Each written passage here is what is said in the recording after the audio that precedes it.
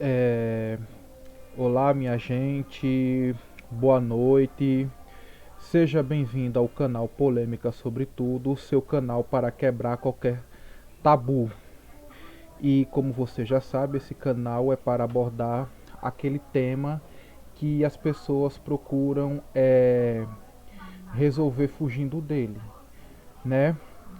Então, se você é novo aqui no canal, se inscreva aí, ative as notificações e eu já convido você a deixar o seu like, faça comentários e sugira temas também que você acha que possa ser necessário. Bem, o tema de hoje é assim um pouco diferente e também assim vai ser quase uma aula de história da ciência para aqueles que gostam, né? E ele é polêmico porque vai envolver um caso histórico que aconteceu é, durante a história da ciência e envolvendo um cientista cristão. Agora, porque assim eu acho que esse assunto é tão polêmico?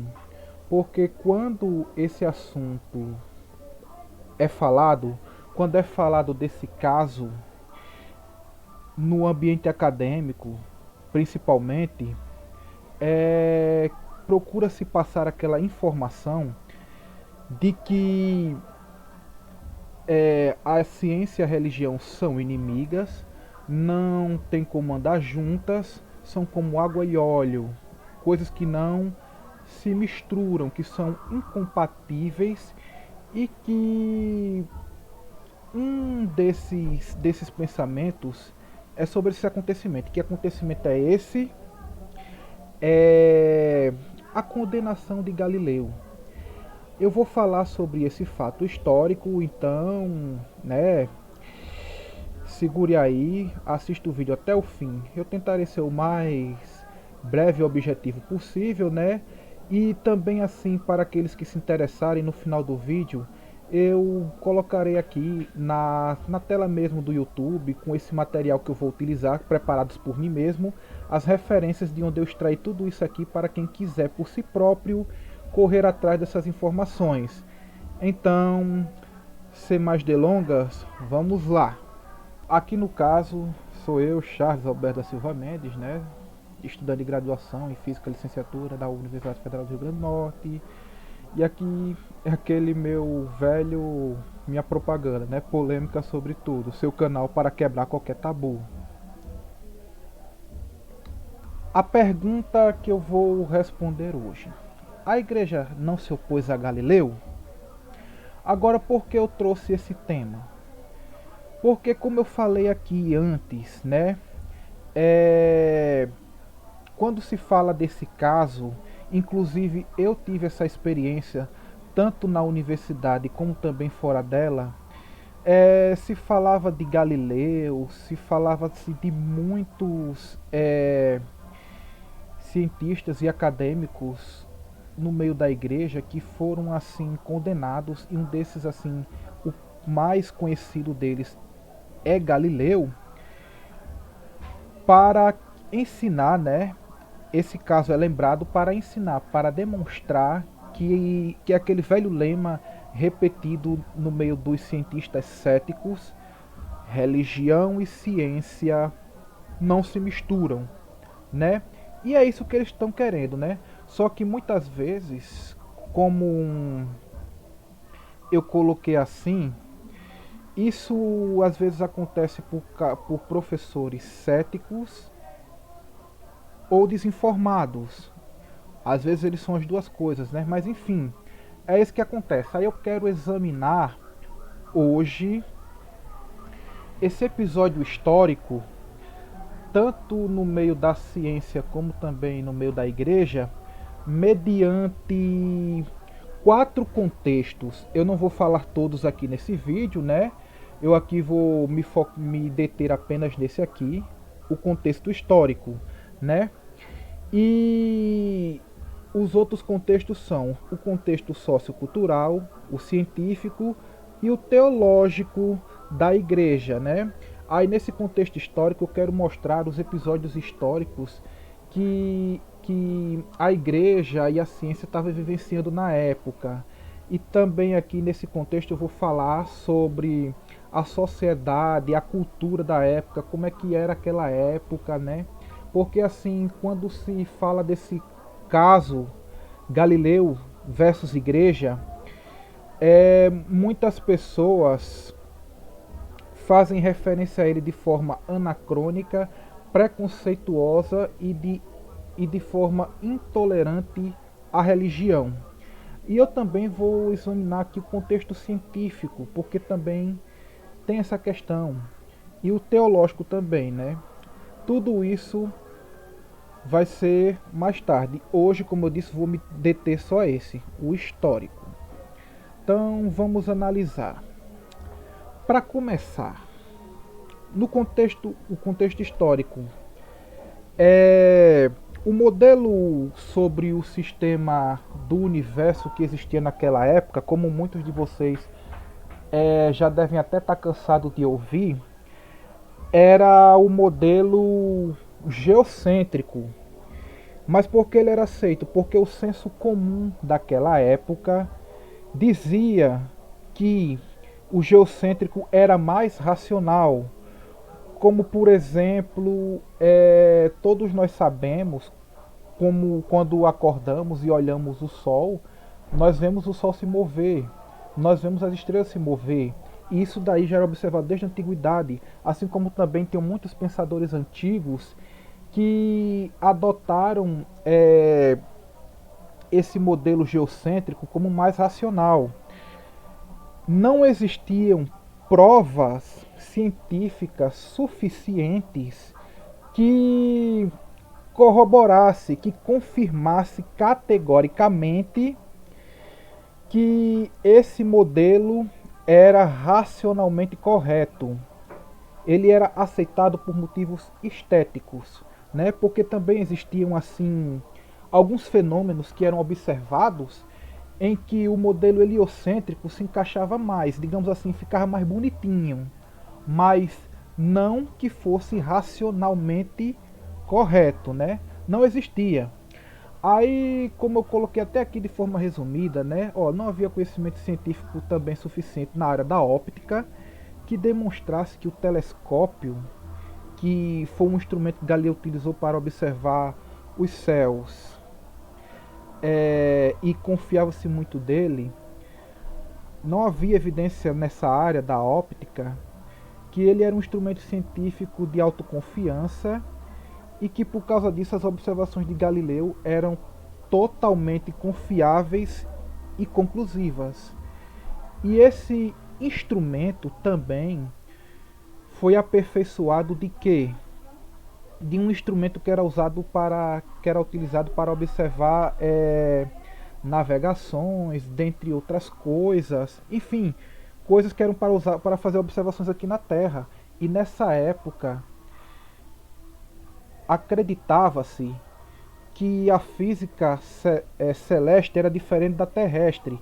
Não somente se acreditava, como também não existiam evidências científicas fortes o bastante para comprovar que as duas físicas eram as mesmas. Então, ele pegou um instrumento que era utilizado para fazer observação terrestre e quis, com isso, utilizar para fazer observação celeste e assim comprovar, sem contar também que esses instrumentos muitas vezes continham falhas e que por causa disso poderiam também causar dúvidas concernente a isso. E outro detalhe que às vezes quando a pessoa está estudando a história de forma muito fragmentada e que não analisa às vezes assim a história sobre todos os ângulos que aconteceram, fazendo aquela junção de data, é que nessa época havia ocorrido a Reforma Protestante. E o que aconteceu com a Reforma Protestante? A Igreja Católica Romana, que era a instituição mais poderosa da Europa, perdeu poder e influência. E na tentativa de conter esse avanço e ela não perder esse poder que ela tinha em suas mãos, o que ela procurou fazer? A Contra-Reforma, né? Esse movimento de, de para conter o protestantismo, que foi chamado de Contra-Reforma.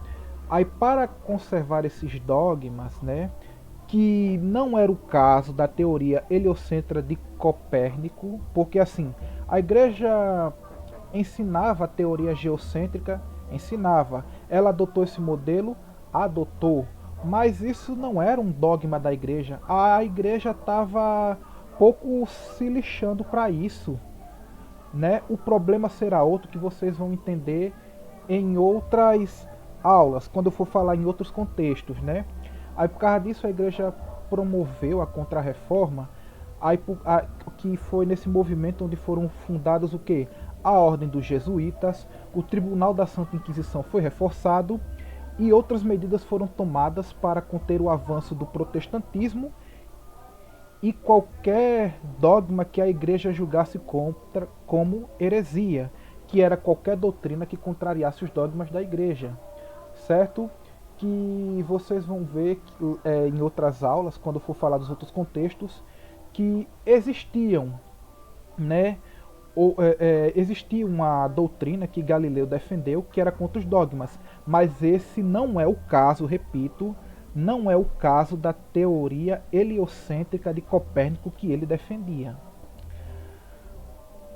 Aí, uma outra coisa aqui, a igreja havia, né, entre aspas, aqui eu coloquei aqui porque eu não encontrei um termo melhor para se referir a isso que a igreja fez. Ela consubstanciou a ciência com seus dogmas para que a fé que eles tinham fosse explicada de uma forma racional, né, para que eles pudessem entender que aquilo não era um sistema religioso irracional, né? É tanto que, que assim a teoria geocêntrica tanto era confirmada pela filosofia antiga, pelo senso comum, como também tem passagens bíblicas que assim dão a entender esse caso, né, da teoria geocêntrica, mas que eu não vou falar aqui, eu vou deixar para o outro vídeo quando eu for falar desses contextos. Aí, tudo isso, todos os dogmas da igreja, era reforçado com o conhecimento científico que existia na época. Aí qualquer teoria científica nova que fosse apresentada, para que ela fosse aceita, ela tinha que apresentar, além de evidências científicas, que mais uma vez eu vou dizer, não existia para a teoria heliocêntrica interpretações bíblicas e teológicas, que esse era um campo de estudo que não pertencia a Galileu. Galileu era matemático, Galileu era físico, Galileu era astrônomo, mas ele não era teólogo. Então, quando ele, vamos dizer assim, tentou explicar muitos de suas teorias científicas à luz da Bíblia, ele simplesmente se ferrou, porque ele não entendia nada de teologia. Aí pronto. Aí uma outra coisa, o Papa, além de ser uma figura religiosa importante, né? Porque hoje ninguém mais respeita líder religioso, o povo lá quer saber, não quer saber quem era pastor, quem é padre, quem é papa, quem é isso, quem é aquilo, né? Mas naquela época não. A figura religiosa do Papa era muito importante em todos os setores da sociedade, na política, na ciência, enfim. E ele tinha como obrigação, como uma pessoa responsável, zelar pelos dogmas da igreja, pelos costumes conservadores da sociedade, por tudo aquilo que a igreja e a sociedade sempre entenderam como era certo e que por causa disso deveria ser preservado. E quem era o responsável por tudo isso era o Papa. Então tudo que a igreja executava partia dele. Mas aí o que aconteceu, né? Quando Galileu publicou o Diálogo, o Papa Urbano VIII era amigo de Galileu. Ele foi acusado de negligência, ele foi acusado por ser aquela pessoa que assim cometeu uma irresponsabilidade com os dogmas da igreja, com tudo aquilo que foi assim confiado a ele, vamos dizer assim, né? Por quê? Por causa da denúncia no Conselho de Estado da igreja que foi feita pelo cardeal Borgia. Então essa notícia, né, se espalhou pela Europa e o Papa ficou com essa imagem irresponsável com os dogmas da igreja, costumes e morais da sociedade, e intransigente com os heréticos e inovadores. Isso não era nada bom, nem para a sua reputação, nem para a igreja que já havia perdido força e poder devido à reforma protestante. Né? É tanto que nessa época, também, segundo as fontes que eu li, que no caso aqui é o que eu não citei aqui nesse material, mas você pode perguntar, pode procurar no livro Sem Respostas Bíblicas para o Catolicismo, do Edno Melo. Um livretozinho pequeno, é baratinho. Aí, por quê? Porque nessa época o Papa, ele devido a essa procrastinação, a toda essa burocracia que estava tendo para condenar Galileu, a fama dele estava muito ruim, né? Porque ele tinha um grande poder em suas mãos. E como uma pessoa responsável no ambiente político, religioso, social e até científico, ele tinha que zelar por aquilo. Mas aí tinha um problema. Galileu era seu grande amigo. Aí ele ficou entre a cruz e a espada. Não sei se essa é a melhor analogia. De um lado, perder a sua grande reputação, não ser reconhecido como um grande exemplo, e do outro, perder um grande amigo. Aí isso nos leva a esse ponto aqui, que foi onde ele tomou a atitude, né? Porque como ele estava incumbido de conservar os dogmas da igreja e zelar pela moral e os bons costumes da sociedade, e ao mesmo tempo sendo amigo de Galileu, o Papa ele se viu encurralado, ele estava cercado, que foi aquilo que eu falei, ó. De um lado ter que condenar um velho e bom amigo, do outro sujar sua reputação e desmoralizar toda a sociedade e cultura de uma época tumultuada governada pela igreja. Aí a solução que o Papa e o cardeal Francisco Barberini, outro amigo de Galileu, encontraram juntos foi o quê? Usar essa defesa que ele fazia do modelo heliocêntrico como o motivo de sua condenação.